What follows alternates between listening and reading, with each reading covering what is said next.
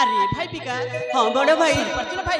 हाँ 7 जन्मर पुण्यर कारण हो।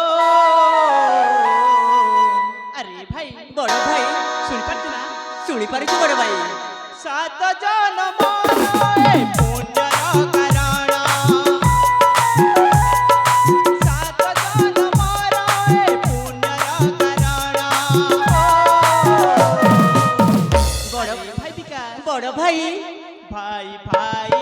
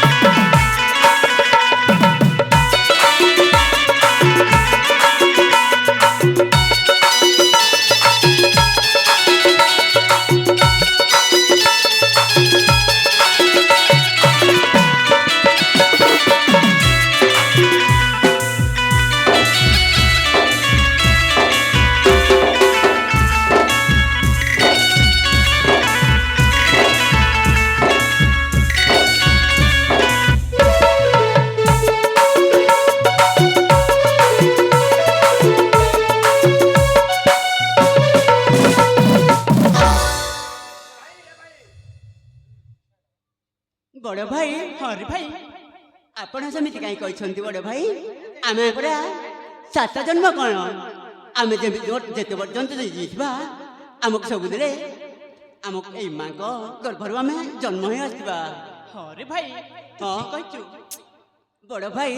हाँ रे भाई तुम पाटरे कंटा जेबे बसिब मो आखिरु लुह झरी पड़िब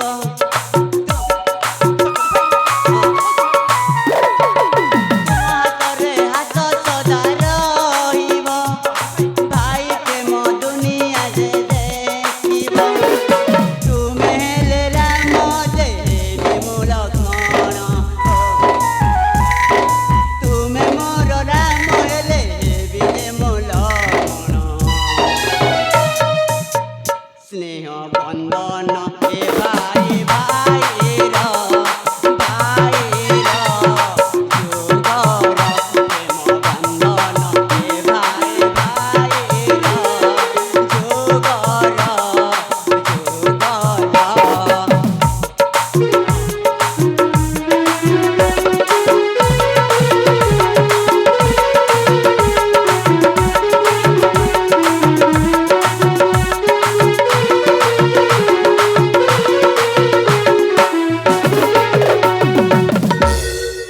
अरे भाई विकास सतर भाई से पटे आम बापा आम बाट चाह बसी चल भाई शीघ्र जा आम बापा पाखक ना कौन कहू। हाँ ठीक कौच बड़ भाई ताले शीघ्र जा।